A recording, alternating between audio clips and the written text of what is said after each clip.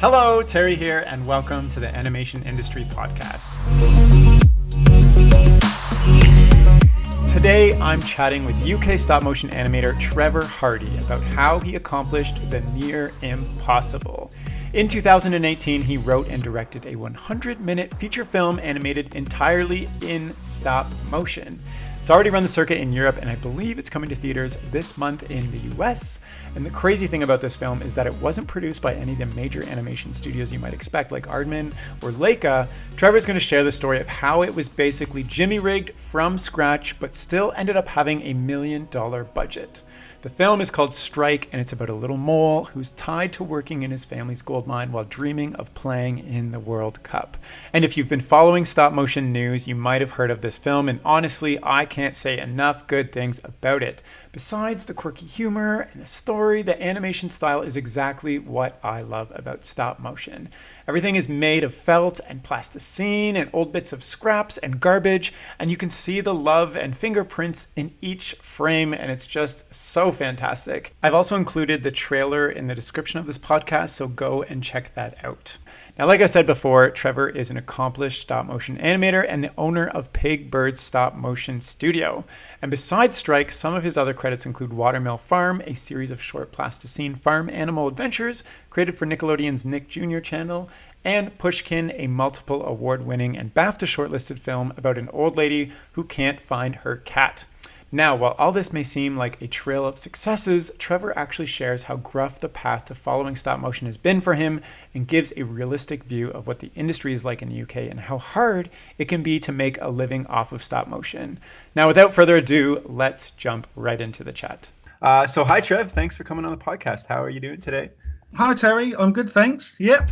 Very good. Yeah. One of the huge things I want to talk about in this chat is your film Strike, because like how many fully stop motion animated films are made every year or even in a decade? Like you can probably count them on your hands, and to do that like pretty independently, I think is incredible. But you know, I always start this chat by kind of getting some background on what is the driving force behind the creativity and why you chose this path of stop motion. And so where did that begin for you?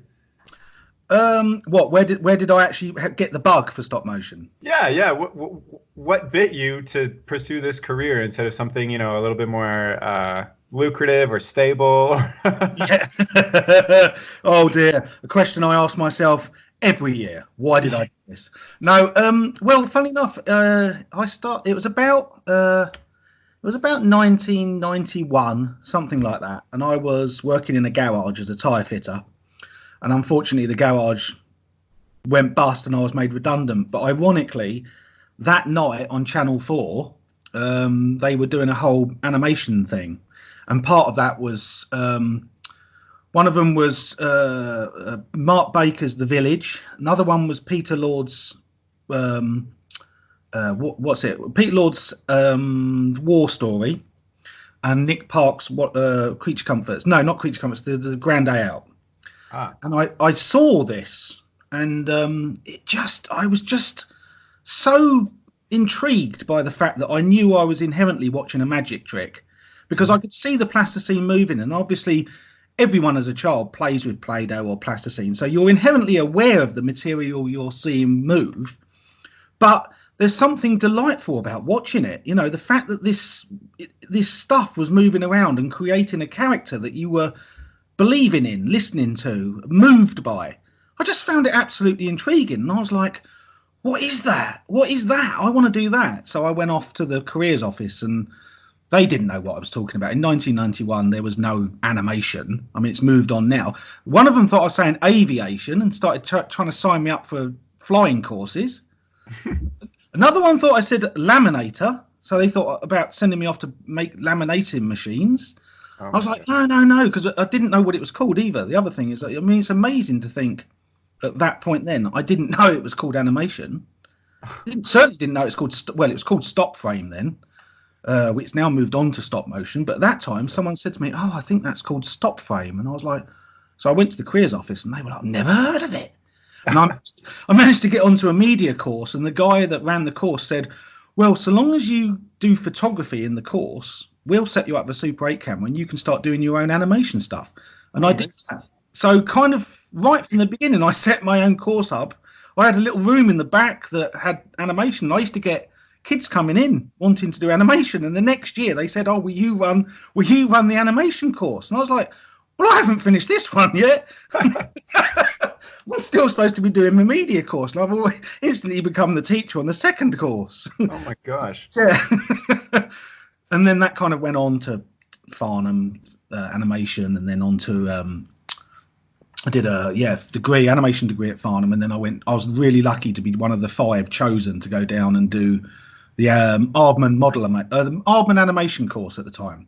Oh my gosh, I'm super envious of that. I know, it was fantastic because the Farnham course, although it was great, it was art school, so there was a lot of lectures and stuff and all this sort of stuff, and you got a chance to make your own film, which I did, so it's great. But the Aardman course was specifically set up by Aardman because I think Aardman were fed up with people keep coming out of college not being able to animate. They just had all these art degrees, and what they needed were people that were ready to go. Give them a commercial, they can just go on the commercial and doing it. So their course that they ran for 9 months was very intense. It kind of had all the elements of animation in it. So the first week you were learning the difference between a bouncing ball and a ping pong ball and a bowling ball.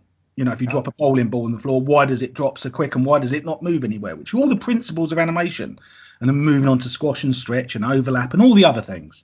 So I really enjoyed that because that was more up my street. That was like, wow, now we're really starting to understand, not only how something moves, but how to give it a personality, and then you start mixing in dialogue, and suddenly this lump of clay is not only talking, but you're watching it and it's got emotion and movement and gravity and all the rest of it. That becomes amazing then. Yeah. I think it's incredible that you were let go. You're probably were you down in the dumps after that? Well, like I'm just picturing you at home with a tub of ice cream or something, watching the TV, and then Aardman comes on and you're like, I have my new inspiration for the rest of my life now. Well, like I say, I didn't even know what it was. No, very, very odd. No, very odd, because don't forget, this is before Nick Park had done Creature Comforts. So I think, that's insane. I think, like I say, Pete Lord was doing War Story. The lip sync series. Do you remember the lip sync series? Yeah. So when I went to Aardman, I went down to Aardman for a little bit. So I was really lucky. I consider myself lucky because I always think I was down at Aardman when they were doing some really good stuff. Like Golly was doing Rex the Run, so I got to see all that being made. And Nick Park was doing what's the third one with the sheep? Shaun the Sheep? Not Shaun the Wallace and Gromit ones. Oh God, my memory for the name. It's a pun about shearing, shaving. Close Shave. I can't think of it. Yeah, I've watched it 500 times. I know, it's mad, isn't it? The minute you start talking about it, you forget it. Yeah, So Close Shave, I think it's called. Is that it? Close Shave, yeah. Yeah. There was all this brilliant stuff, and they were in their little studio. They were down in Gasferry Road in this little studio, and I just absolutely loved it. Man, it would have been so incredible to see all that stuff. Yeah, I just love the whole creativity of it. Like you walk in there and everyone's like really keen about plasticine, whereas all my mates were like, "What, you're going to play with plasticine?" I was like, "I'm not playing with it. I'm trying." How big were the sets? Because like when you watch those films, they look huge. There's all these contraptions and like how big are the sets you're talking about when you walk in there? Well, like to be honest, a lot of them are closed off because the animators are in there and you're not allowed to sort of go in and sort of disturb them. Yeah. I didn't get to see Matt, but I would imagine that they're pretty big. Yeah, I mean, they're not. I suppose they're big compared to us independent animators because we're independent animators like me. We're so used to not having loads of money to have space. We make everything little, don't we? Like I'm sure your Duck Wizard set wasn't enormous. Using tweezers to. Yeah, because you just haven't got the money to make huge, great, elaborate sets. But the sets were probably quite big, but now compared to where Aardman have moved to. So if you looked at a Wallace and Gromit set in 1991, to me it probably would have looked very big. But you look at a set from the scientists, the Pirates film they made. Yeah. That would have been massive. Stuff. They probably are really big sets because they've got bigger stuff and more budget and bigger money to do it. So, it's all relative to the money you've got, isn't it? Yeah. So, I'm just thinking here. You were let go from your job, and then you immediately started school. How did you support yourself through all that? Well, I lost my job, and then I went off and did a two-year BTEC course. So I was a mature student because I was 20-something at the time. Yeah. Which they considered a mature student. So I got that paid for, and then I went. The council pay for it. It's kind of government schemes and things. I don't know what you guys have in your country or other things, but here I think when you leave school you can go and do a BTEC course. I think I'm probably going back years now. It's probably all changed now, but in my time you were allowed to do a BTEC course, but you were only allowed to do one. So if you went to a course and decided actually you've enrolled onto a maths BTEC course, but you didn't want to do it, that's it. You've cooked your goose. You can't go on and do another one. I see. Luckily, I wanted to do animation, so I kind of had the ability to go from one to the next, like stepping stones, because I was constantly wanting to do the thing I was on. So I went from BTEC to a degree, and then lucky enough to be down to Ardman. But I suppose you have to still be lucky enough to be accepted onto these things. Yeah. I was lucky that I was accepted onto the Farnham course, but then equally because I was so passionate and so driven by this stuff, I instantly just got a Super 8 camera and started making it. So, I constantly from a very early age had lots of enthusiasm and show reels of work, because I would just buy 100 feet canister of Super 8 and just go out and move things, be it take it down the beach and move pebbles or animate plasticine in my bedroom. Do you know what I mean? I would constantly... Yeah, just anything. So therefore, whenever I went to a tutor or something, I might not have had the academic results because I didn't do too great at school academically, but I did have this portfolio of work, which of course in our game, it's all about what it looks like, isn't it? It doesn't really matter whether you've got a math. If you do a brilliant walk or run cycle, you're in. Yeah, marks are irrelevant once you're at a job. Once you're care what you could do. Yeah. So how did you end up supporting yourself as a stop motion animator? Like, what did it actually take to move from buying these Super 8 like film and moving pebbles to actually paying clients and building a studio? Well, the funny thing is we could have a whole hour podcast on how I got into it because... Wow, welcome to this podcast. Welcome. If you want the history... It's going to be a full hour on how we... Well, yeah, I started doing... I did animation, but I just all I did was hold down full-time jobs and just do it whenever I could. So I was a postman, delivery driver, tyre fitter again... carer, where you go around, and look after old people. Just hundreds of jobs, and then I would just animate. So I met my girlfriend, and we rented a house which had a loft. So I used to work, and then I used to go up and animate in my loft. But every single set I made could not be more than 1.5 feet wide because it wouldn't go through the loft hatch. So I had to get up in the loft and animate, but she used to go to bed and I used to be animating until 3 a.m, and she used to say, "Can you not tread so heavy upstairs because I can hear your feet on the floorboards." So I used to be up there animating, and then her dad gave her some money and we bought a shed to put all the tools in, but I hijacked it and it became my little studio. So I started animating down in the shed, which was hilarious because it was like baking hot in the summer and freezing cold in the winter. So I was either animating and trying to keep the plasticine from melting in the summer, or animating in the winter and trying to warm it up in my hands before I could even move it because it was like blocks of ice when I went down there in the morning. And then did you ever make a film where you can just watch the slow progression of the characters melting? What you want? That's happened to me before. What you want is a film of me becoming an animator, because I start off in Northbrook in '91, skinny with hair, and as I go through, moving right up to where I'm one in PigBird now, I've basically got fatter and the hair's gone.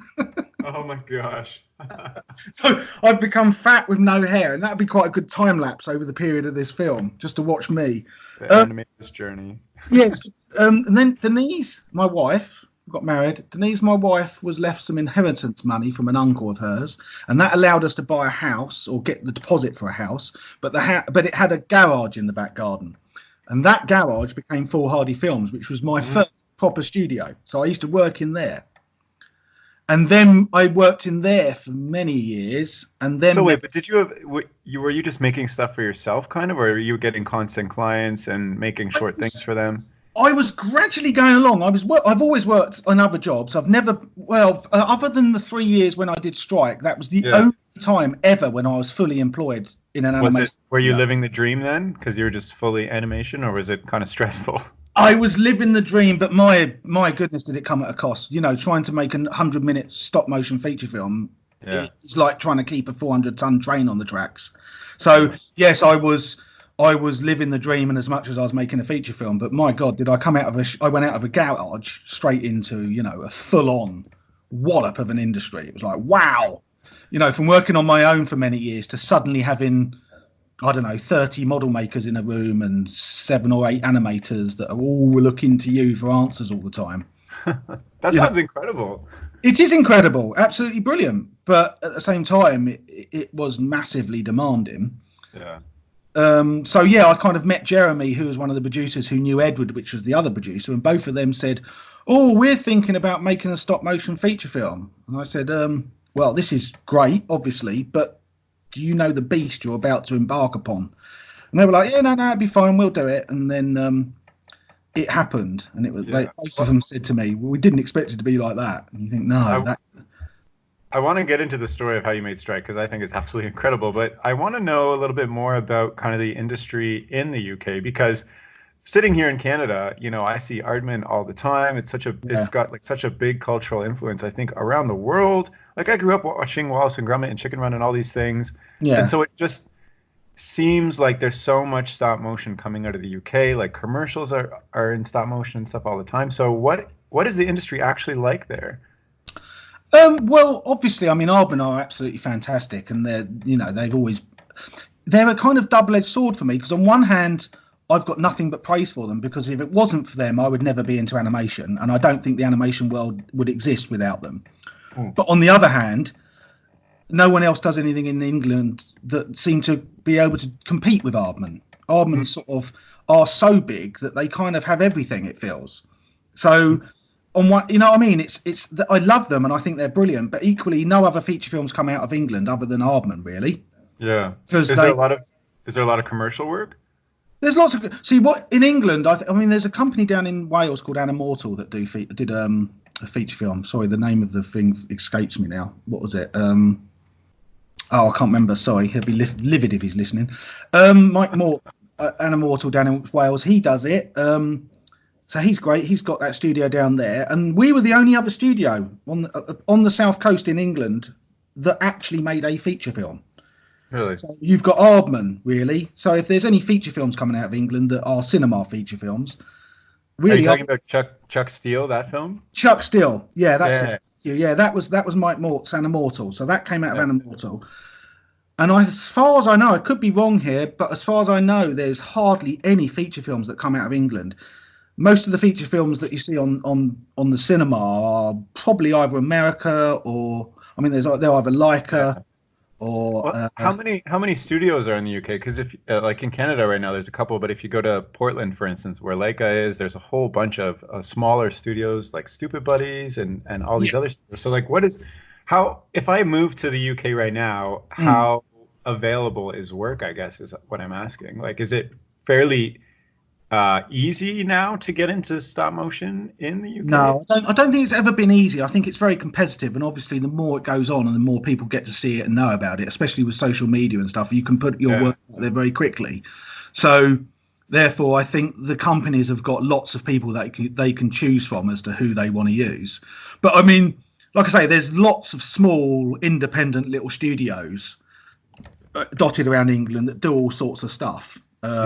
All brilliant, fantastic stuff. So I know there are, but you know, you'd have to be like a little bee pollinating from studio to studio. You'd have to be a little animator that just went from one studio to the next. But I think, I mean, the animators we had on strike, Dan, for instance, Dan Wilkinson, was constantly had his ear constantly to the ground, listening for what the next project is. You know, any animators that come in, he would always be networking and talking, and what are you doing after this? Where are you going? So, you know, like I say, they're all like little bees that pollinate a flower and then fly off and find another little flower to pollinate. That's kind of how they all are. And I think so long as you're prepared to live that way, that's great. I think, but the thing is, you have to be obviously prepared to up sticks and move to do a job in Europe, and then back to Spain, and then back to England, and then back. You know what I mean? You need to. Yeah. So it sounds like you got to really be sure of yourself that this is what I'm getting into, but I'm getting into it because I love this. Yeah, I think you've got to love it, but I also think that you really need to be ideally at the stage where you haven't got wife and kids and all that, because it must. I mean, you know, when I got married and got my little boy. So if you have wife and kids right now, get rid of them. Well, if you've got wife and kids right now, if you're the sort of person that can actually leave them. See, Denise used to say to me, why don't you go to America and find work? And I just think, because it would break my heart. Yeah. You know, I've got a 2-year-old boy. I mean, until you've actually become a dad, you don't realise that the little buggers get you. You know, they come out and you actually love them instantly. They're like, wow. So to wrench myself out from that and fly off and live for 5 or 6 months down doing stuff on Leica, it's a brilliant opportunity. And yes, I would have seen some amazing things. But you cannot forget the fact that you're not watching your son grow up. Yeah. Oh, yeah. That's invaluable. I couldn't do it. I know a few couples who both of them are animators, and they kind of time it together so that they both, either one has like a gig they can do from home while they go both and live somewhere, or they both find work in the place that they're going to. So I guess every situation is different. It's just whatever, like you're kind of describing whatever works for you. Like you have to give sacrifices and what you want, right? Yeah, I mean, Dan that was on strike, Dan Wilkinson, he's young, you see, so he loves it because it will give him the chance to travel the world, see things, and he's living his life. You know, he loves animation, but Dan not only loves animation, he loves all the different styles and looks and feels of it all. So he's constantly sponging. You know, he's like a big sponge. He's taking it all in. That's it. But I talked to Will Hodge, who's another animator who's been doing it for years and years and years. And he says to me, it does get quite grueling now, having to keep, you know, upping all your clothes in a suitcase and go flying over, because he's my age, he's 40 odd. And he's like, I feel like I'm sort of losing out a lot on life. I'm getting a lot because I love my work and I love animation. But he says, you know, I've not got the wife and kids and all that. Right. Yeah. Like everything in life, there's always a payoff, isn't there? There's always something that no one has everything. Yeah, why can't everything just be easy? Born into this world, and it's just a constant struggle. So you've got your shed. So you've got your shed, which is, you know, you've built a studio there. You're quite comfortable. You've gotten clients. How many productions do you actually work on every year? Well, I haven't got my shed anymore. I'm lucky. I've actually got a studio now. I've got a little studio. So I've kind of gone up. I've sort of stepstoned my way up. Yeah, so now I've got a studio, and I try and get clients and try and do that. But I've still got my part-time jobs. Still don't have it fully. I'm going back into care. I've got applied for a position as a care worker. It's quite weird actually, because when I go around promoting Strike, because Strike's the feature film, and I'm the director, I kind of always get this sort of prestige thing where I get flown over there and put up in a hotel for a few days, and then I have to come over and do Q&A, and you know, everyone thinks you're famous and got money because you've made a stop motion feature film. But what they don't realise is on the Monday that I come back, I've got my cleaning job and my home care job, where I go around and give sort of old people sandwiches and help them put them into bed and change their pads and things because they poo themselves. Yeah. You think... So there's kind of constantly, which I suppose is quite grounding, but at the same time, you think this is really weird because I've made this stop motion feature film, which should be the absolute pinnacle. Yeah. But I love that you're sharing this, because for me growing up and hearing these amazing stories of successful directors and things, it's very intimidating because you're like, I'm just an average person. How can I accomplish something like this? You know, and hearing that, you know, you've got your part-time jobs while you're trying to make this happen. I think that's incredible that you're doing both and supporting yourself and your family.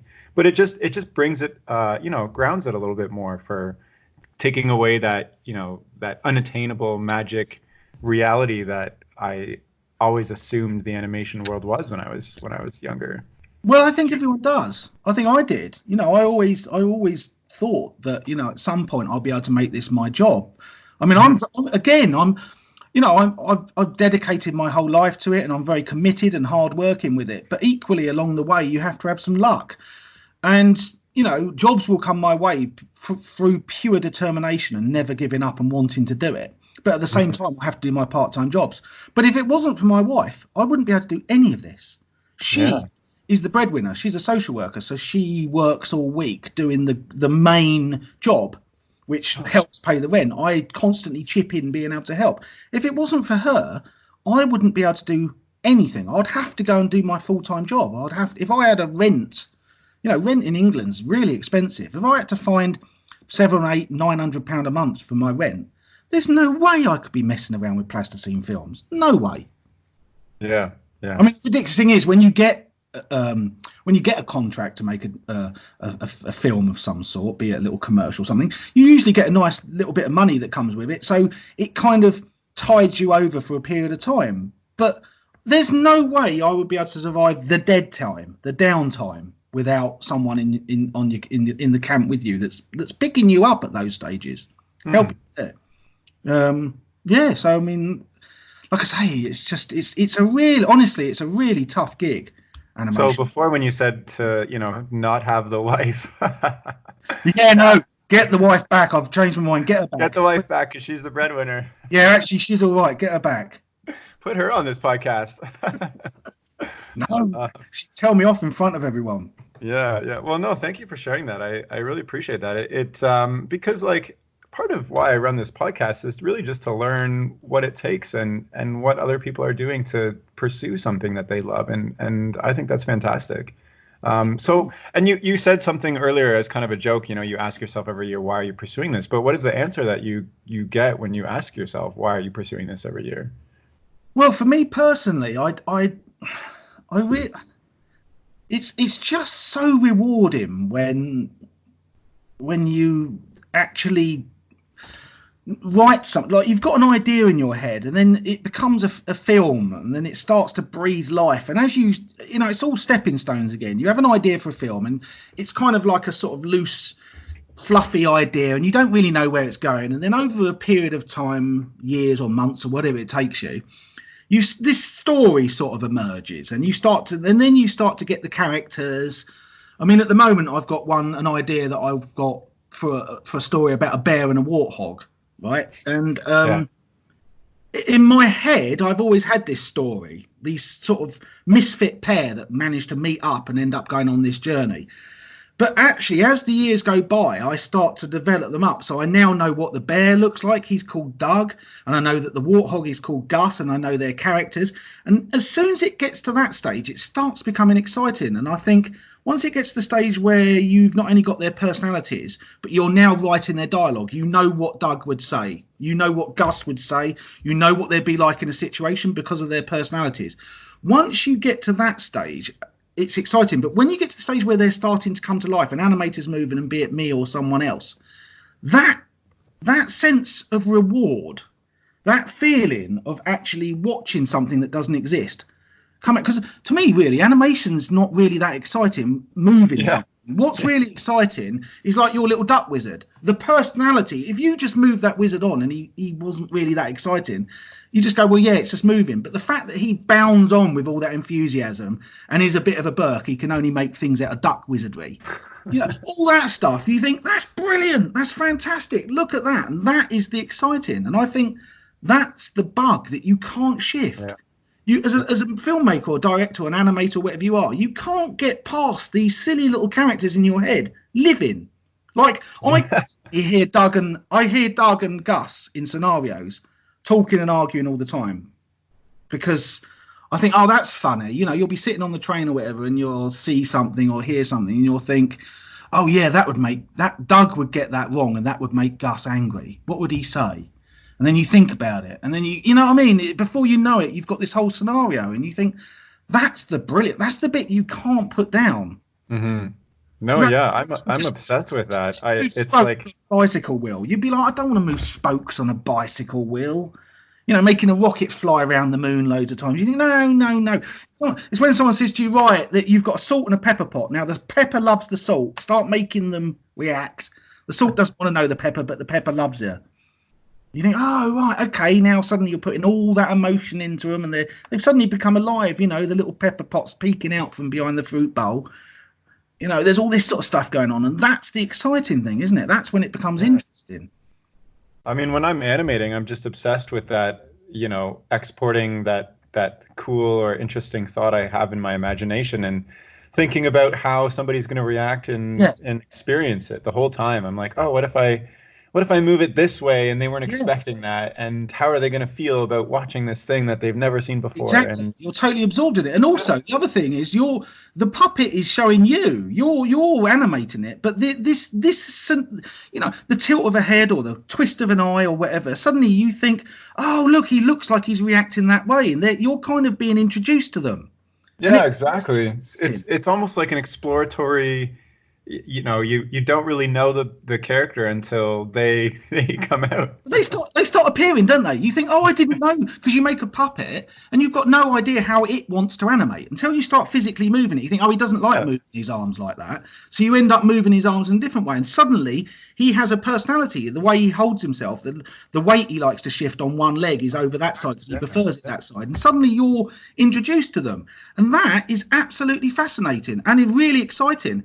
And that is what makes animation so brilliant, because you're being introduced to all these characters. So when someone says to you, I don't know how you have the patience to animate, you think, I don't know how you have the patience to drive a forklift truck for 40 years around a building. Right. Exactly. That's what I don't know how you do that. Yeah, that's what I love about stop motion too, because when you create a puppet, like I didn't expect the wizard to be so wiggly when I created him. I just needed his arms to move, so I just put wires in them. And then I realized that, you know, these arms can only move in a certain way, and it might be more interesting to expand on their limitations, really. And then he just turned into this wiggly character. Until you started animating, you probably didn't realize he was going to be that bouncy a character. Exactly. But and that's the thing with 3D is, like, with 3D, in some ways you're trying so hard to mimic reality and physics, because part of 3D is like you want to impress them that it looks so realistic. And it's almost harder to constrain yourself and do something kind of like what the Spider-Verse did, where they really pushed what 3D could be, because you're striving for more realism, and that's what people expect. With stop motion, you can, you know, you're constrained by the restrictions of what you have, and you have to get really creative. Well, there's a kind of weird spontaneity to it, which you don't get in other things, I don't think. Well, I suppose you do, but, you know, it's the fact that, like you say, you bring on that duck wizard and you start animating him, and it's not until you start animating you suddenly realise actually his little legs like to bend this way when he lands. And all these things that you do, instantly the viewer watching it just accepts that he lands and his little knees bend out that way, and that's the way he is. But it's not until you're animating it that you think, oh, this is really funny. Look how stupid he is. He's bounding and leaping around all over the place. And you're introduced to it. His legs come out at the side because I made them so small that I couldn't actually bend them. So I had to figure out how to make him jump without bending his legs. So he just and come out at the sides and go up. I think it's brilliant. I personally find stop motion brilliant for that, because especially when it's quirky animation, when it's quirky stuff, you think that's brilliant, because you're limited by what the puppet will do. I mean, you know, if you've got an £80,000 puppet from Missing Link or whatever, like a one that's been made by McKinnon and Saunders, and it's absolutely exquisite, it's beautiful, it's like a Swiss watch, it's, you know, you can get this thing to do it. But when you've got a lump of styrofoam with some felt on it and some bendy legs, you think this character is going to have to do something that he's going to tell me what he can and can't do, because I can't make him bend at the spine. He hasn't got anything in him. He's a solid block. So you start putting characters in there, like when he lands, his hat goes up in the air, or his little eyes, or you start, and you know, it becomes exciting like that, doesn't it? Because you're not interested in the intricacies of how a hand turns or how someone flicks perfectly through a book. You're thinking, I want to know how his little arms can't reach the floor, so how's he going to pick that book up? Exactly. Well, I feel like maybe we should talk about Strike, your film, because you have so many interestingly designed characters, like the bull, who is just a giant, like I don't know, it's just a mass with arms and a head in the middle. Like, I don't even know how you animate that half the Well, time. it was quite funny because one of the guys that brought down the money for Strike was a guy called Edward Catchpole, and Edward, brilliant, great producer, but he's very high up in Disney, so he's very used to everything being achievable because you've got a big budget. And I remember having sort of conversations with him very early on about Strike, and he was saying, Trevor, the mole looks very quirky. It looks this and it looks that. And saying to him, right, the first thing you've got to realise, Edward, is we haven't got the budget to make this anatomically correct. So forget all that. And the other thing is, the more something looks human, the more unforgiving the audience are. If something looks human, if you make a plasticine character that looks human, instantly people expect it to move human. The more quirky and funny you make it, the less expectations you have. The minute your little duck wizard walks on, my expectations of what it's going to move like and do are removed. I'm instantly amused by what it does because I don't expect it, because it's anatomically incorrect. And I said to Edward, the budget Animation is all about for me. Like, I want to surprise and delight you in the unexpected versus replicating reality, because we already have live action, we already have reality. Like, let's go into the fantastical, and I think reality in animation costs a fortune. Reality in animation costs a fortune. Look at Missing Link. Look how much they've spent to make those characters look and feel human. So we didn't have that budget. So I said to him, I'm sorry, but Louis is going to have to be a big block with arms. And when I storyboard it, I'm going to have to work out all the cheats. So you never see Louis bend down and pick something up. You see Louis's arm pick something up. So it's a cheat. So I've storyboarded in all those physical cheats, because that's the only way to do it. You won't see Mungo, or you won't see many of the characters stop a ball with their feet. You're cut to a football boot stopping a ball. Yeah. Because the character's little legs don't bend up far enough to get it. Just looks stupid. The minute a puppet's legs bent up well past its chest, stop a ball, people just go, well, that looks ridiculous. So you just put cheat in there. You just put a big football boot stopping a big ball and cut it in the edit. I think it's insane that you had, like, to approach something where you had a constantly moving ball in a scene is just, that's already out of my league. So maybe let's talk about how you actually I want to hear the story of how you actually produced the film, because it's insane to me that you independently, produced an entire, 100 minutes stop motion film in 3 years, and it's in theaters right now. Like, it's coming to North America soon, or it's already here? Yeah, no, it's done really well. I mean, it was made for very, very little money and incredibly quick. I mean, it's 3 years, but it wasn't 3 years. It wasn't 3 years to make it. I mean, there was months and months and months there of me and Edward sitting down working out the initial idea, and then there was a couple of months of Neil sitting down writing the script. So I want to make a feature film in stop motion. Where do I start? Well, again, it's a mixture of dedication, hard work, but also a lot of good luck, because my friend Neil, who wrote Strike, is actually a live action actor, and he had just finished a film working on a live action film that Jeremy had produced, and Jeremy's the producer on Strike. So I got in touch with Jeremy and said to him, I really like the film Neil was in. And Jeremy said, oh, thanks, Trev. Oh, by the way, can we meet up? Because I want to talk about making a stop motion feature film. So, of course, I take it with a pinch of salt, because people say that, but they honestly don't know. The amount of people say, I want to make an animation, because they think Wallace and Gromit is made out of plasticine and, cornflake puppets for sets. When you tell them it's 150 grand a minute or whatever it is, they go, what? So suddenly they're not so keen. So I took it as a pinch of salt. But Jeremy then said to me, oh, we've got Edward on board, who's ex-CEO of Disney. And really, without Jeremy and Edward, I would not have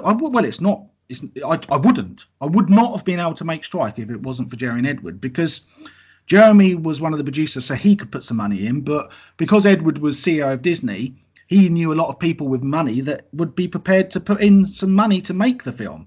So he got in touch with a guy who runs a toy company in Germany, and the guy who owns the toy company said, yeah, well, so long as I can have the merchandise rights, I'll put in the money to make it. So Strike was a very, very odd one because it was a combination of good luck, but also because Jeremy and Edward got the money from this guy from a toy company, there was no pre-production. It went from an idea, a kind of concept that was, it'd be nice if we could make it, to suddenly this money coming down and Edward going, right, well, we need a studio. This is going now. And I was like, what? So I had model makers in the studio trying to make stuff that I hadn't even drawn. The storyboard wasn't even done. Neil was still writing the script. Where did you get these model makers from? Did you know them personally, or they were just brought on? Or lots of freelance ones, but again, very a course, again, a drop of absolutely manic, but a drop of good luck. The course down the road, ironically, the BTEC course that I originally started this podcast with, talking about the little course I did. No way. Had this year started up a model making course. No way. Yeah, so we had Dan, who used to run the course, who I was on the course with, rang me up and said, oh, I see you're making a feature film. Well, I'm running the model making course now. Do you want some model makers? I was like, yes, which again is crazy when you think not only was Strike made in record time for not very much money, but 40% of the crew were amateur. They were work experience. You're seeing mental, absolutely mental, with no pre-production, straight in. So therefore, it's kind of weird because it's a blessing and horrible at the same time. Because on one hand, it's horrible because people want instant answers. So if someone says to me, what does Louis look like? I have to pick up a pen and paper and scribble him down because the model maker's going to start making it. Whereas, Aardman might have 5 years, or another company might have 5 years of doing concept drawings, concept designs, doing test footage. So you have to get rid of all the perfectionism mindset you have. You have to go, right, okay, this is what Louis looks like. Go and animate. Like, right, so I would draw him up, make the initial concept of Louis, and then give it to the model makers and go, right, you need to start making versions of him. Louis's leg, Louis's arm. And they were like, so I had other people say, what does the football stadium look like? You think, I don't know, I haven't even got there yet. Give us a pen. So, like, for instance, the football stadium, I didn't know what it looked like, but all I knew is I had to walk around the studio, see what materials we've got. So I looked in a bucket that had loads of spray paints, and I thought, right, well, there's loads of orange in there, so I'd make it orange. Another box with wood, and we had a big box in the corner that was full of recycled stuff, because there's so much stuff in Strike that was from recycled stuff, which we didn't know at the time, but actually it's turned out really good because people go, oh, that's amazing, lots of it was recycled. So I picked out an old cleaning fluid jar, like washing powder stuff, right? And I said to him, right, saw the bottom of that and it kind of makes a dome. And I said, right, put that dome on a bit of wood and it will look like a sort of stadium. So everything was made like that in 100 miles an hour, which... That sounds so fun to me. I have like a bucket as well of just random wires and gears and pom-poms, and it's like, all right, I need I don't know, a flower pot. What am I going to make that out of? Well, this is the thing. And we had Phil, who came along, who was a model maker, who was really good. He came along with his box of bits that there was over the years. He's collected bits of plastic. Chris, who was the assistant director, Chris Rowe, he came on board and he was really good at turning his hand stuff to quick, really quick. He could just knock stuff up and do concept drawings really quick. So on one hand, it was great because there was never any point of actually any meetings. Like the production never slowed down for a production meeting. It was like, what does Biggins look like? Who's the goalkeeper? And I went, right, he's an elephant. He's an elephant. Right, okay, what does he look like? He looks like this. Grab a bit of paper, just draw it.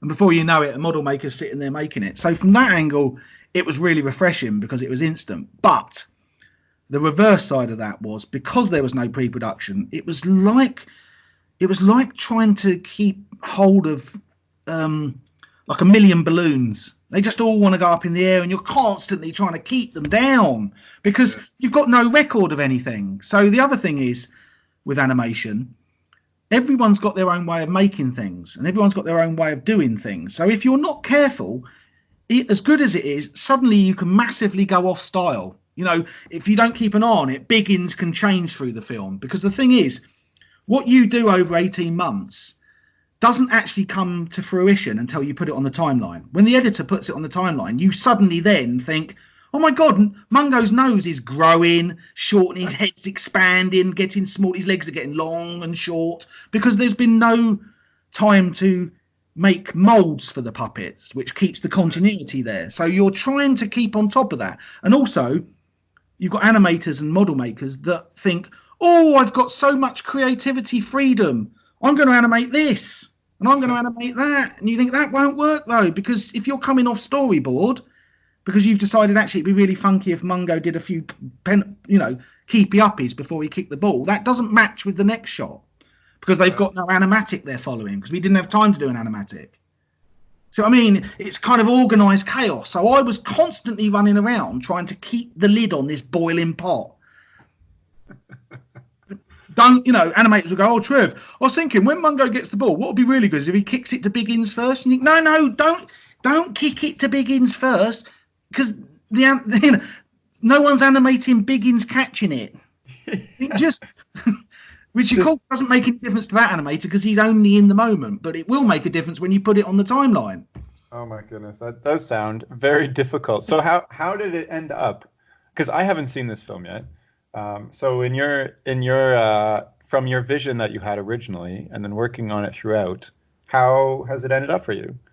Well, funnily enough, it's only now that I can watch it. Like when I go to the festivals now and watch it, it's really good because I can actually watch it as a viewer. Yeah. Because I couldn't watch, when I was making it, and we were very lucky because Jeremy and Edward friends own a cinema in Lewes, which is a small town near here. So we were very lucky that we could go along and watch the rushes, the footage, or the offline edits at this cinema, so we could see what it looked like. But of course, we're all watching it with a very critical eye. Yeah. So it wasn't until recently, really, that I can watch the film. And now when I watch it, especially with an audience, and they don't care about whether Mungo's nose is slightly bigger in that shot to the last one. They're just engaged in the characters and the style and the feel. Neil's brilliant script and the funnies and the character. And that, for me, is wonderful because I can sit there now and relax and think, I don't care about any of the nightmare that went on to make it. I'm really enjoying that all these people are getting the gags. They find it funny. Everyone seems to love the characters. Everyone loves the storyline. So would you do it all over again? I would do it all over again, and I want to do it all over again. But I would want it done with properly now. I would, I want an actual budget to come in so that we can have some pre-production time. The other thing is I'd like to have a studio that has actual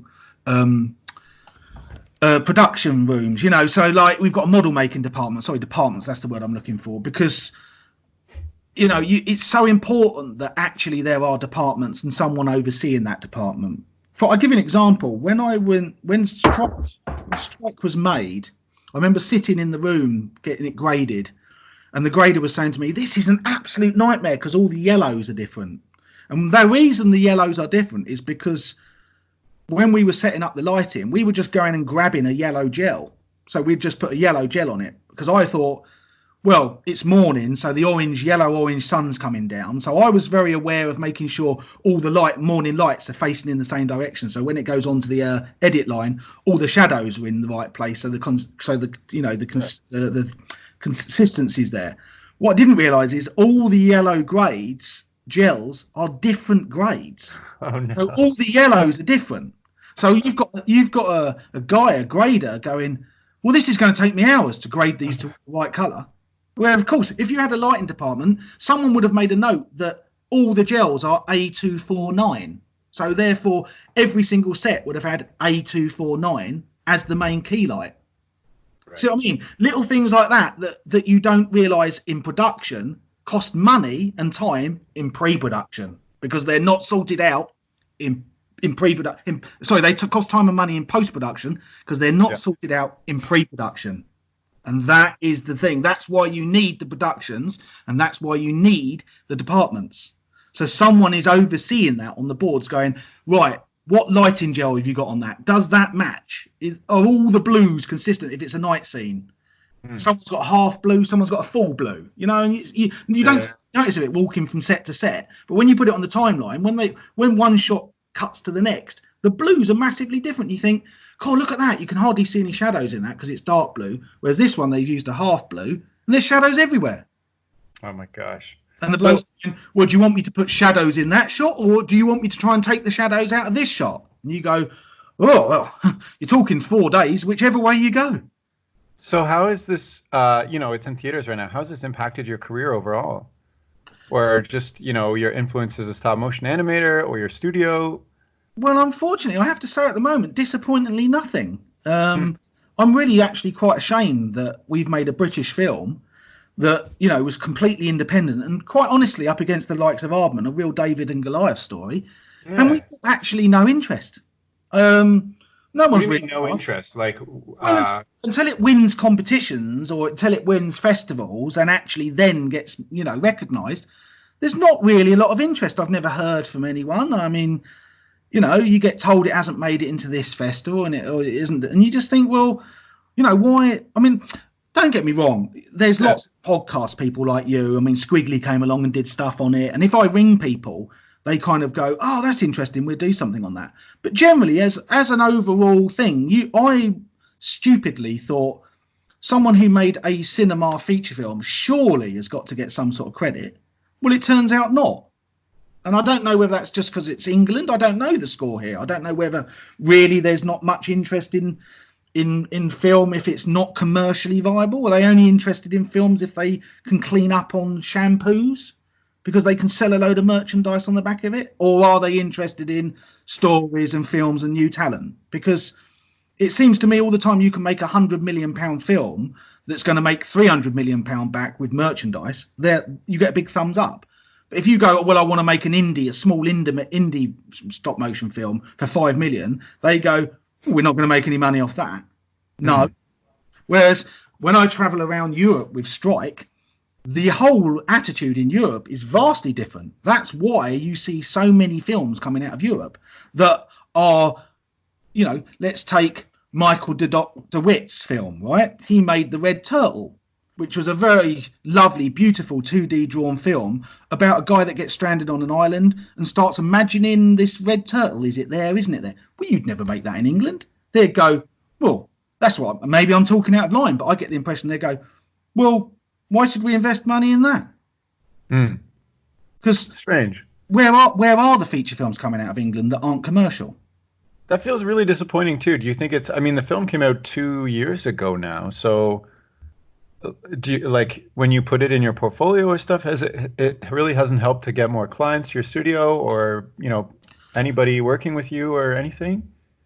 Well, like I say, I'm not with Jeremy and Edward anymore, so I don't know whether it's brought stuff into Gigglefish. They're off doing their own thing now. We all are, which is great because they wanted to do some live action feature films and things, horror stuff. And obviously I don't do that. So Jeremy and Edward are off doing bits and bobs. I know they're trying to get something off the ground. So I don't know whether they get emails through people looking for stuff for Gigglefish, but I don't hear from them. So I assume not. But no, I know it's really disappointing. And I know people out there will probably think, oh, he's negative. But no, ironically, my phone doesn't constantly ring because I've made a feature film. Far from it. Like I say, on Tuesday, I've got a job interview at Carewise, which is a care company, because I haven't got the clients coming in. I find my clients off websites that advertise for animators and things. I don't have so, but I mean that would drastically change. I'm sure that would all change if it won the right festivals. If it suddenly won a British Animation Award, then people will go, well, who's this bloke? If it won a Bafta, then the phones would start ringing. That's why these things are important. But we were told it didn't make Bafta. Wasn't good enough. I've just been told it hasn't made the British Animation Awards. Well, what do you mean not good enough? To me, this is an incredible accomplishment. That's really disappointing. Really disappointing. Yeah, what? A feature film that's made for a fraction of the budget.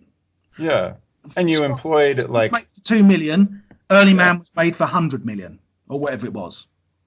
Well, not only that, I mean, there were tons of people employed on this. I'm sure they, all those model makers, for instance, got a great opportunity, learned some new skills that boosted their, like, this is, Right. They had an absolute result. Yeah, of course, absolutely. And the animators and model makers that worked on it is brilliant because again, you see, they're like the little bees. They pollinate, so they put all the stuff they did on strike on their show reels or in their resumes or whatever. Absolutely. But as an animation director, my phone hasn't rung once to say, "Oh, I'm struggling. I'm now trying to talk to a woman about whether or not I can make another feature film, and I'm trying to say to her, but what platform would we put it on? I can't." And she's saying, well, have you thought about writing a script? And I say, I can't write a script. I need to know what platform is going to pick this show up to write a script for them, because I need to know what their demographic of the platform you're writing the film. There's no point me writing a script for an animation that's for adults if they turn around and say, well, no, we want it for sort of 16 to 15 to 16-year-olds. You think, well, I need to know that first. So, okay, so you said it wasn't good enough for Bafta. If you could go back, what would be the thing that would make it good enough for these festivals, do you think?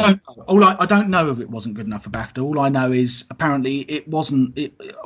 I said to Jeremy, about Bafta, and he said, oh, they didn't pick it up. And you just think, well, it's really frustrating, because you think you can't get a more independent film. This film should be celebrated. Yeah. Like I say, most of the people that worked on strike were amateurs. They were work experience guys. We had, a handful of people. This is Neil's first feature film script he's ever written, animated feature film script. First animated feature film I've made. There was no pre-production. There was, the money was just brought in, and it was kick bollock scramble. Off we went straight away. This should be celebrated. People should be going, God, that's amazing. You made the sets out of recycled material. You've made it in 18 months. 18 months to make a 100-minute feature film for a fraction of the cost of other feature films. This should be absolutely celebrated, but it's not. They just go, well, it hasn't won the British Animation Awards, or it hasn't won a Bafta. Why should we be interested in it? I guess it's kind of the curse of animation too. Like me working on, stop motion as well. You put hundreds of hours into 30 seconds, and people go, "Oh, cool, nice." 30 seconds. It was fun. I know. So I guess maybe that's what they're seeing with this. They're like, "Oh, it looks cute, and it was a good story." And by the way, I've seen a lot of photos and clips, and it looks absolutely hilarious. The creativity you've got in the background with the set designs and like all the little jokes and gags you can just pick out of every scene. I can't wait to see it myself. I know it's popular. I mean, like I say, it's been shown in over 600 cinemas around Europe, and I've had the privilege of going and seeing it at least 10 times in different places, from Spain to France to all sorts of places. I'm going to Spain in a couple of weeks, and I can guarantee you afterwards, all the kids come rushing down the front because they want to talk about it. The parents shake your hand. They say it was really funny. That's brilliant. And you think, this isn't me just saying, I want recognition for a film that I've made because I'm important and I'm me. I've actually seen people enjoy it. I've seen them in the cinema laughing, enjoying it. Yeah. And you think, why isn't it good enough? Why isn't it picked up by someone? Why isn't someone approaching me going, what should we make next? I'm happy to produce something that fits with more merchandise, but I need someone to be on board to go, okay, well, this film needs to be this, that, and the other, and we can start working together. But what I'm not prepared to do is spend 2 years writing a script and a load of concept drawings and a load of characters and a load of designs just to get rejection at every door I knock on, because they go, well, no, because you haven't made your feature film didn't make 100 million box office or win an Oscar, so we're not interested in you. And you think, seriously, you're not interested in someone who's spent over 25 years trying to get into an industry and has now made a feature film, cinema feature film, which is the pinnacle. You can't get any higher than that, and you're still not interested in me. Really? Yeah. Gosh, man, I don't know what to say about that, honestly. That's just so. I mean, okay, so this film has not had the impact. I think it's incredible that you got this made, and it looks amazing in the style, and I think this is incredible for your career. But that's really disappointing that it hasn't really turned into. I'm hoping that in the next year or something, somebody sees it and has an idea and gets in touch with you. I almost feel like that's kind of how the industry works. It's like coincidence after coincidence who you know. But okay, so what's next for you now that you've got this under your belt? You said you're talking to somebody about another feature film. I was just going to say, your studio. I was just going to say, Terry, 5 minutes after we end this podcast, someone's going to ring me up just out of pure coincidence and offer me a job in a feature film. And now that's going to make all of what I've just said completely nil and void. And everyone's going to go, what's that Burke talking about? He went off and made another feature film. Yeah, right. Well, if you're listening and you have $100 million, I recommend strongly that you get in touch with. I need £5 million, and I need to know what platform you want it on, and then I'll make you a feature film. Okay, so if you're Netflix right now and you have a budget because they just announced that they're spending X billion in the next years, get in touch with Trev because he's got a lot of great ideas. Yeah, he will bring me on and we'll make the film together. How about that? 5 million. I reckon me and Neil could write a really funny script that's totally bespoke to your channel and what you want and your audience, target audience. We could make something that's really funny, really good. But I just need that opportunity. I just need the chance for someone to come along and say, let's do this. Yeah, well, and like, I mean, I would love that opportunity, but I don't have all the past experience that you do. You would, the next film that you make would be twice as good and done in, half the time, maybe. Not half the time, but much more smoothly. Well, hopefully. But the other thing, of course, is it employs so many people. And one of the things I always wanted with Gigglefish, which was the studio we've got, is it wasn't so much about me. It's not me. It's we. It's never me. It's always we. It's the fact that it becomes a hub. Like Aardman are brilliant down in Bristol because Aardman are fantastic. They're not just interested in them. They encompass lots of businesses around them, lots of independent small businesses. They're in cahoots with all the schools and colleges. They're constantly, I know a lot of Wallace and Gromit money goes to the local children's hospital. So this Aardman has become this sort of creative hub in Bristol that constantly feeds and breathes. And I always wanted Gigglefish to be the same down on the South Coast because there's nothing on the South Coast, but there's a lot of talent down here. Got all the feature film, got all the people up in London, all the small independent companies. And in Brighton, you've got lots of artists, lots of actors, lots of skilled work persons. So I knew full well that if we could have this Gigglefish that was an animation hub, it would be brilliant because it's not just me making another feature film. It's putting filmmaking on the map in the South Coast. It's another Aardman hub. That was very important to me and still will be. That's what I want. Well, I also love that that's what you want versus, the personal ego. Variety. Yeah. So what is next for you now?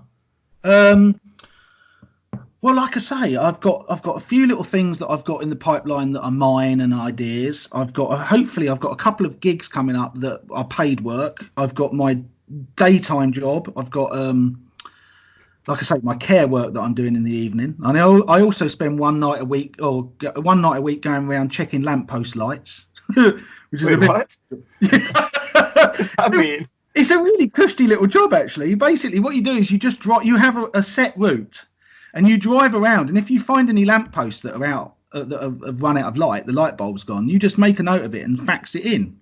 No way. I didn't even know that was a thing. That makes sense, though. Yeah. Well, you think if you've got lampposts on the street, I don't know how it is in where all these other people listening. We do. Oh, do you? Well, I don't know how they work. I don't know whether they're part of some central hub or whatever. But in England, all the little lampposts, they only know the bulbs run out if someone like me, which they call a nighttime inspector, goes round, finds one out of light, and then makes a note of it and faxes it in. And then the next day or that week, a little cherry picker comes along with a person on it and they go up in the air, change the bulb. And so I do that once a week. So you have to have a fax machine? They don't have like a app you can just mark or something? I'm sure they have, but I've done this for over 10 years now and I'm just my fax machine. So all I have is a bit of A4 paper and I just make the note of the lampposts that are out and I literally fax it to them. Oh my gosh. Yeah, it's great. It's great because you don't have to get out of the car even. You can just drive around, see a lamppost out, drive next to it, see what number the lamppost is and make a note of it. And then that's the job done. So anyway, I diverse a bit. But yeah, that's kind of what I'm doing. And I've got this idea for a feature film. Well, me and Neil who wrote Strike. It's mine and Neil's idea for this feature film that like I say, involves a bear and a warthog. And the warthog's dream is to try and find this place called Xanadu. And that's the crux of the story, really. But obviously, there's a lot more to it and a lot of characters and great fun. I mean, they're good characters. Even on the short even on the short little scenarios that I've got in my sketchbook of things they do together, they are funny. Well, it sounds like you certainly have your hands full. Yeah. I'm surprised you have time to come on this podcast. No, that's all right. No, it's good. I love it. So maybe to wrap things up, what is your best, advice for somebody who is looking to pursue a stop motion career in the UK, if they're listening right now? Well, first thing is ask yourself what it is you want to do. You want to be an animator. If you want to be a stop motion animator, then really the first thing to do. It depends. Are you talking about someone who's actually got a show reel, a portfolio, or are you talking about someone starting out? Both, maybe. Somebody who has a portfolio, they're just starting out too, right? So.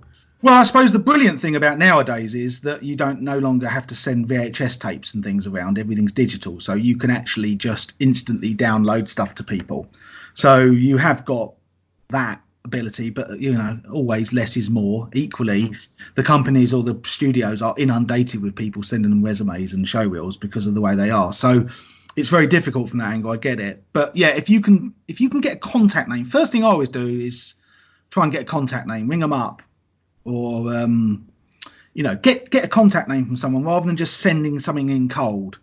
Get a contact name and then try and get it to that person. And another nice thing to do is actually no, you can't, because when I used to send my stuff out, I used to post it. I always used to put a chocolate bar in there. I used to say, take a break and watch this. Oh, that's cute.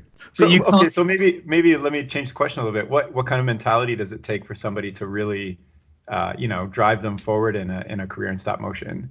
Well, I suppose nowadays you'd have to sort of, like I say, try and get some sort of contact name and get in there, but equally try and keep your show reel short, punchy. Don't worry if you're making films. Don't worry that.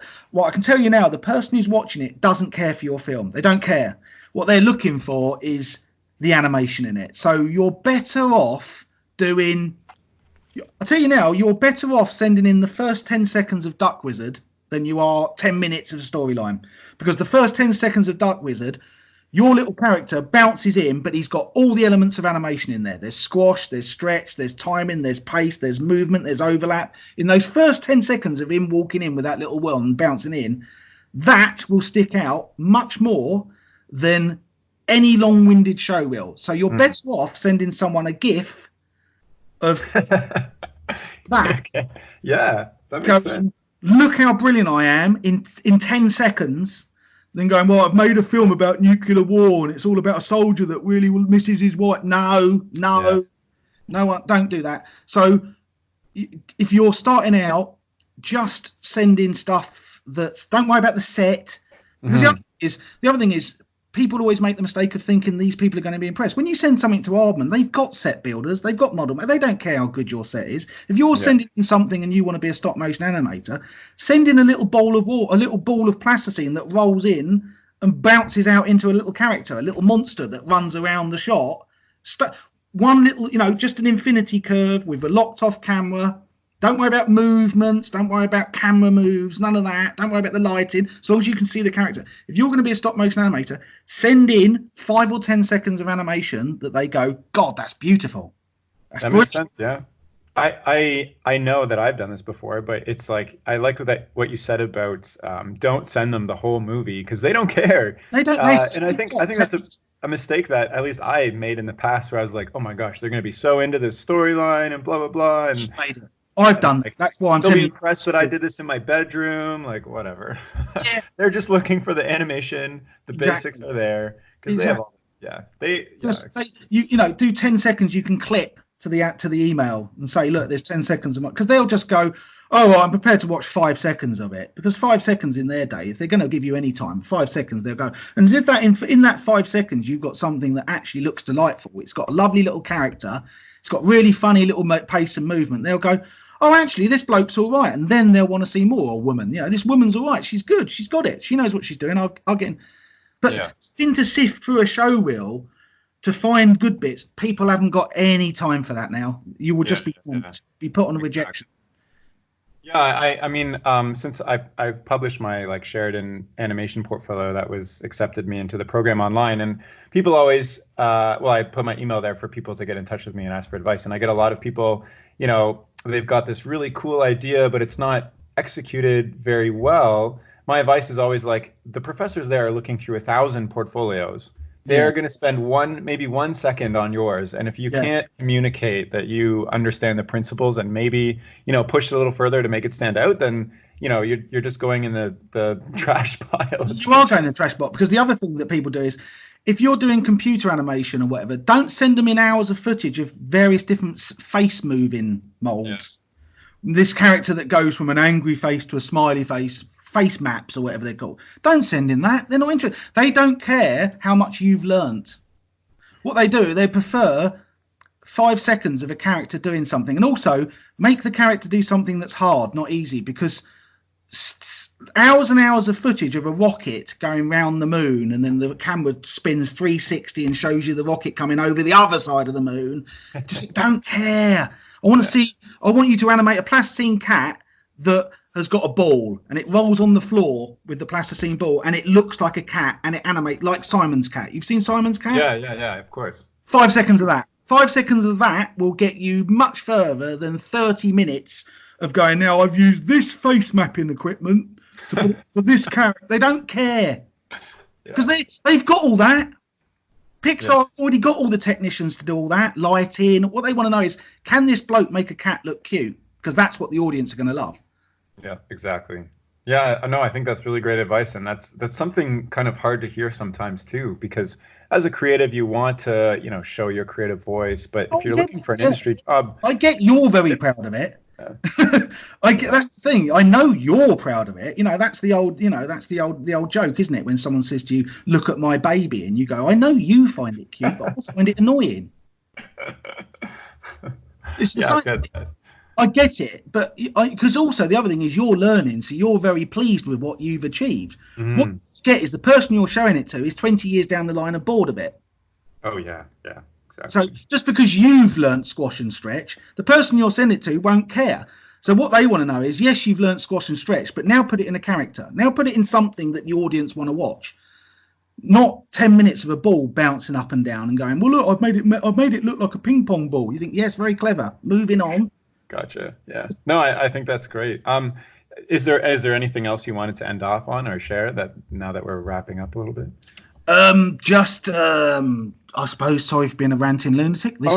This is what I'm like. Maybe there's somebody listening who really needed to hear that. So, Well, I hope so, because my heart is in the right place. I may sound aggressive when I talk, sorry, but my heart is always in the right place. What I'm saying to you guys out there is, I have spent years and years doing this, and there's nothing more disappointing than when you put your heart and soul into something and send it off and you get no reaction. All that does is bring you down. You just get to the stage where you think, well, why am I bothering? So just spend time doing something short and sweet that you really enjoy and are really keen and pleased with, because you're better off doing 30 seconds of something you love. At least then, if you don't get anything back from me, you just think, balls to them. Doesn't matter. So what? I know that's brilliant. I'm really pleased with that. And that will keep you sane, because there's nothing more fickle than this industry. You like I say, you send stuff off with your whole heart and soul attached, and you don't get so much as an email back. Mm-hmm. And it's soul destroying. It's absolutely soul destroying. So you have to be very much of the opinion that this is all for me, and I'm going to take it with a pinch of salt. And if I get somewhere, I get somewhere. And if I don't, I don't. I'm not going to beat myself up about this. I'm going to try and enjoy it. I'm going to just go with the flow, and hopefully everything will come in. Well, I think that's a really good, realistic attitude to have. And so, well, thank you so much for coming on the podcast and sharing all your experience and strike and the industry in the UK. That was really interesting for me to hear. So I'm really happy we chatted. You're very welcome, Terry. Thank you so much for having me on. And I'm really pleased that hopefully people will listen to it and enjoy it. Yeah, well, I certainly enjoyed it. So there you go. I had a blast. Yeah. And if you're listening and you'd like to follow Trev's work or get in touch with him, you can do so by checking out his studio website, which is PigBirdStopMotionStudio.com. And I'll include the link to that in the description of this chat. And that's all for now. So thank you so much for listening. Okay, bye.